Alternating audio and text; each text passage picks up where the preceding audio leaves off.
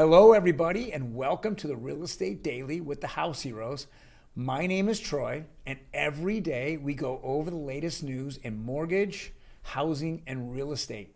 Today is Friday. Hooray for Friday. It is February 25th, and we're going to go over the hottest news of today. And we have a action-packed, jam-packed show for you today. And first of all, we're going to start off with the man, the myth, the legend, Jay Farner. And if most of you are listening out there to the radio or even some TV ads, Jay Farner is the head of Rocket Mortgage, and you'll hear his voice. He does a lot of his own personal commercials or commercials for his company, Rocket Mortgage. And today he was on CNBC, and he was kind of in a panic mode because his stock is just collapsing and been going down for the last 12 months. But a few things out of his interview that he had with CNBC that I liked was that he's seeing an enormous amount of purchase contracts coming in, as well as a lot of people getting pre-approved. In fact, he said pre-approvals were at an all-time high. We absolutely know that. Now, what's hurting his company and actually the entire market is, at least the mortgage industry, is that there's no refis. The regular refis, the interest rates have gone up high enough where they're just not there. And the cash out refis that were happening in the fourth quarter and maybe the first couple of weeks in January have disappeared because of interest rate hikes by each of these individual mortgage companies. But he has a rosy outlook with the purchase market, and he's looking forward to that happening in 2022. Now, me personally thinks that, I definitely agree with him on those fronts, but because of the inventory issues, we're just not going to see it. And I think his company is going to continually fall. Now, when he was on Squawk Box this morning, it did show that his company has taken a 40% haircut in the last 12 months.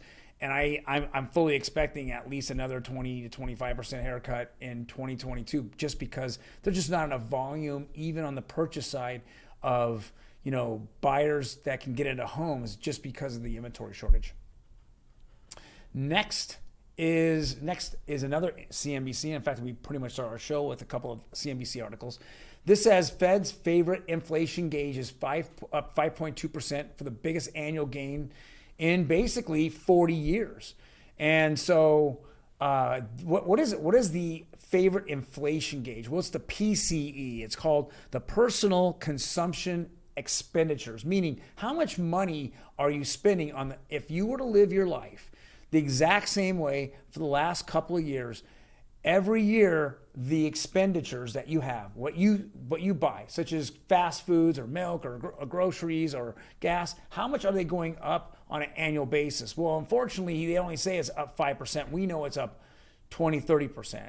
So with that being said, it's a gauge in which isn't good for us as a consumer. And I'm hoping that, inflation doesn't creep in and give real numbers, because then the Fed would really raise interest rates to crazy numbers at this point. But we're seeing it. We're all getting it felt in our pocketbooks, and we definitely want the government to know that. Next is another CNBC article here, and it says low earners were hit hardest by inflation as savings and pandemic aid dwindle. And we see this all the time. We're just, since the government is just not spending money like crazy.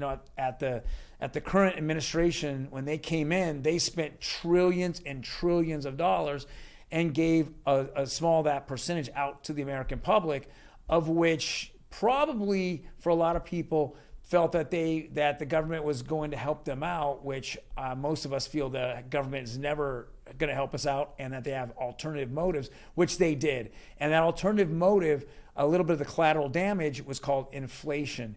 And it's just being felt everywhere we go. Again, groceries or at the pump.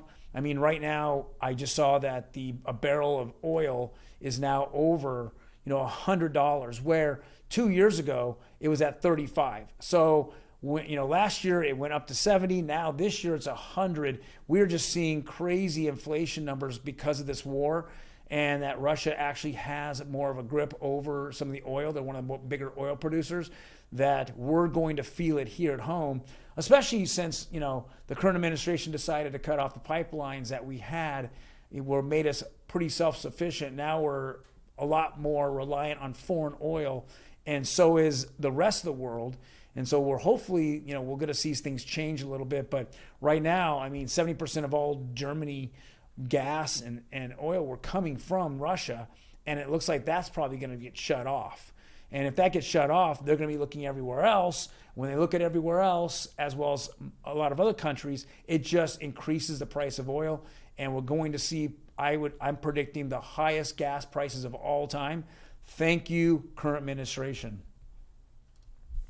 Getting back to more real estate related things, here's iBuyers, and they're just fumbling over each other. It's kind of funny a couple years ago that Wall Street darlings were all these iBuying companies. What an iBuyer company is, it's a company that comes in and they'll buy your house straight out for cash. Usually it's anywhere from 5 to 15% below market. Well, that makes somewhat of sense for sellers in down markets. But in an up market where we're absolutely getting 5% higher, let's call it, almost every month, or at least 2 or 3% on average, every single month that prices are going up, it doesn't make sense to sell your home, anywhere from 5 to 15% below market. It makes no sense. So these companies are just getting slaughtered, right? They'll turn around and they, just like with anything, it's like I'll go back to 10 years ago when all these home flipping, shows came out. And guess what? Everyone overnight became a home flipper. It became so easy, right? No, the market crashed. Too many people got all this free, financing, and then they didn't know what to do, turned into a complete friggin' mess, and then the market completely crashed because credit was too readily available. Well, guess what, Wall Street? You gave too much money to Opendoor and Zillow, and they're doing the same thing to you. They just were watching those reruns now 10 years ago, and they're buying the houses, and guess what happened? They don't know what the hell they're doing. And so here's the headline in Housing Wire: Opendoor loses more money than Zillow in 2021. What a joke. Because Zillow decided 3 months ago not to do it anymore because they were losing so much money. They had other businesses which they can fall back on and stay in business. Opendoor doesn't. So they're just going to keep taking people's money, keep taking Wall Street's money, and they're going to keep losing money because there is nowhere to go except for down. And that's exactly where they're going, down. So I don't have any regret or any, they've been screwing sellers now for the last 2 years. There's no sympathy for the devil. Let me just put it that way. Here's another Housing Wire article here. It says Rocket Mortgage wants you to forget about the 2020 refi boom. Well, I think the interest rates have made you forget it already. And it just kind of goes over again why Jay Farner went back on CNBC. It says Detroit heavyweight generated $6 billion net income last year, down 35% in 2020. Well, I think he's going to be down 35% more in 2022 over 2021 just because there is no refis at all. Now, we're going to zero refis, or we're going to, very, very small single-digit refis. And then last but not least is our daily look at nationwide interest rates on the conventional, jumbo, and FHA side. And just as I was told yesterday at closing, that rates started settling down a little bit. And it's interesting in the respect that was war. War happened. But we already had priced in that interest rate hike because of the war. And so yesterday, because it didn't turn out as bad as expected, we saw interest rates go down a little bit, which is easing, which was good. And today, hopefully Friday, which we're going to see Monday, we'll see those interest rates kind of stay where they're at. We won't see them go up unless there's some extraordinary event that happens over the weekend. Well, guys, that's all I have for you. If you like our content, hit the like button. Also, every time we drop the video, if you were to hit the subscribe button, you're going to get notified in there when we drop this. Otherwise, guys, have a fantastic weekend, and we will see you on Monday.